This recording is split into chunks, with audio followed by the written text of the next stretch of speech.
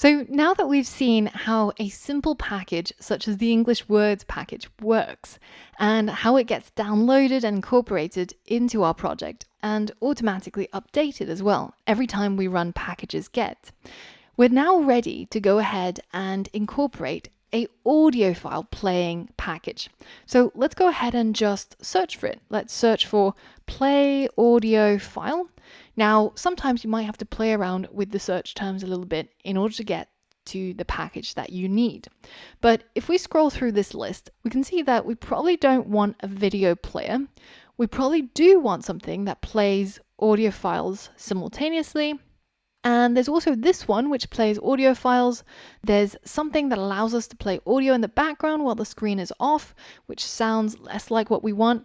And so we're kind of choosing between audio players and audio player. Now, notice because the authors are naming these names, they might often sound very similar, and this one's only different by an S. So let's take a look at the scores.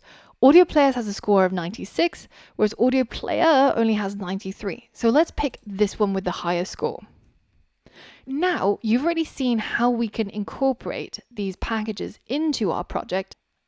I'm going to set this as a challenge for you. Go ahead and incorporate the Audio Players plugin into your xylophone project, going through those 3 steps that we did in the last lesson. Now, it's important that when you're programming, don't feel like you have to memorize anything. It's important that you understand what's going on, but there's always the docs and Google whenever you get stuck and whenever you can't remember how to do something. Google and docs, they're your best friends as a developer. Don't ever let anyone make you feel bad for looking up things in Google or Stack Overflow or in the docs, such as how to add a package. There are so many places that'll tell you how to do this.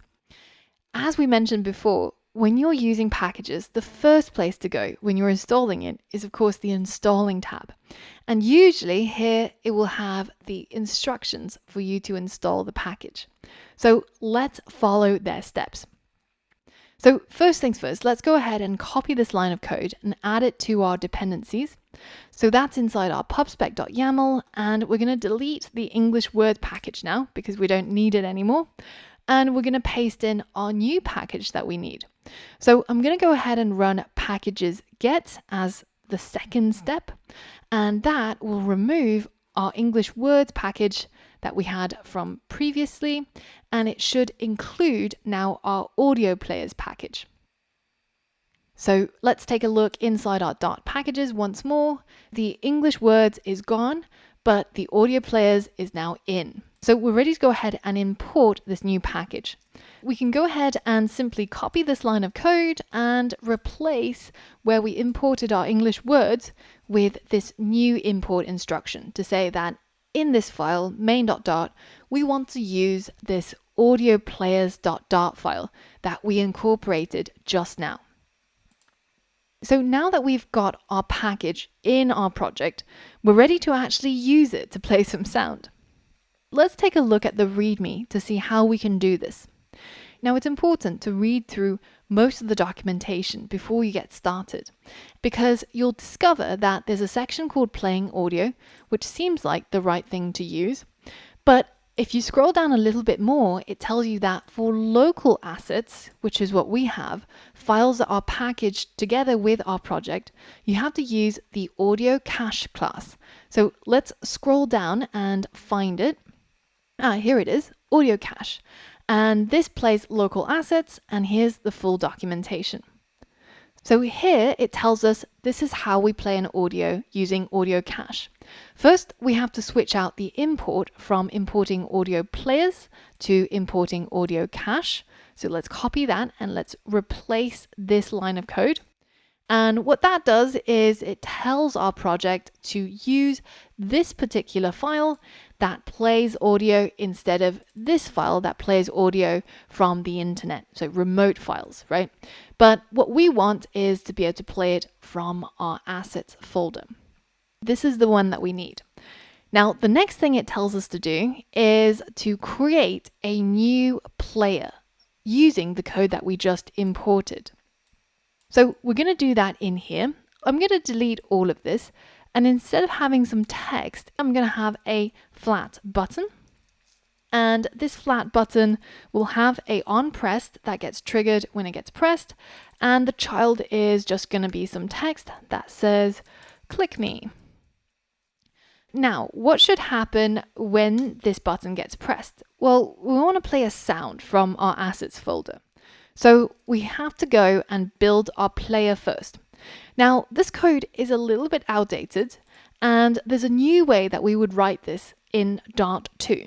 In all of this course, we've been working with the latest syntax or the latest way of writing Dart code, and that's Dart 2.0. So in Dart 2, the way that we would create our audio player is we would write something like final, and we'll give it a name, we'll call it player. We're going to set it to equal the player that comes from audio cache, so we'll say audio cache, and finally we're going to finish off with a set of parentheses.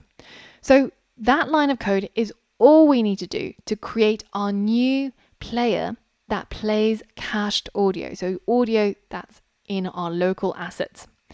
So now that when our button gets pressed, we create a new player, and then we just have to tell it what to play. And we specify the name of the file inside the parentheses of this play function.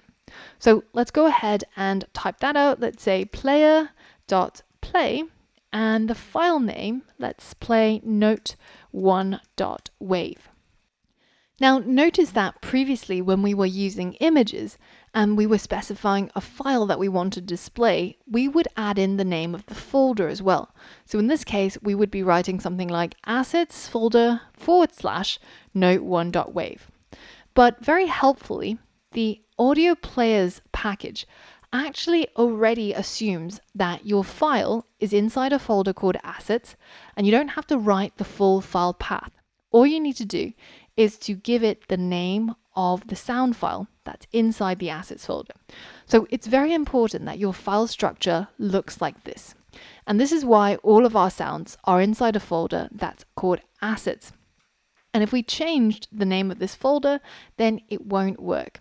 But on the plus side, we can now write much less, and it looks a lot better when we're saying our audio player should play this particular sound. So that's the theory of it. It's time to actually put it into practice and run it and see if it works. Now, even though we're used to hitting save or using the hot reload, in my experience, when you're working with audio players and you've just set it up to start playing, the first thing to do is actually to stop your app if it's currently running and restart it from cold. And this allows it to update things in the background and actually make sure it gets hold of the right files for you. Once that's done, you should see our flat button in the center of the screen that says the words "click me." And when you click on it, you might get a pop-up that asks you for permission for runner, which refers to your iOS app. Now, if you're running your app on an Android emulator, then this shouldn't be a problem.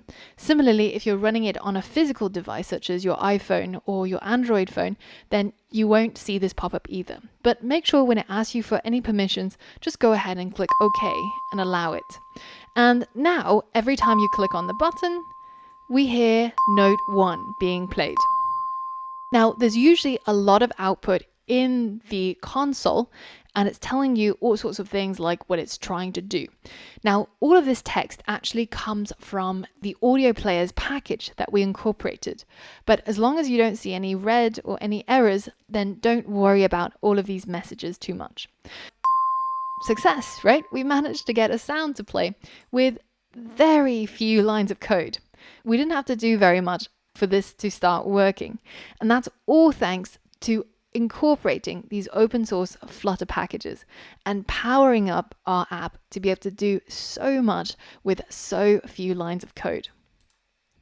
Now, in the next lesson, we're going to try and see how we can play all of our sounds by hooking them up to different buttons.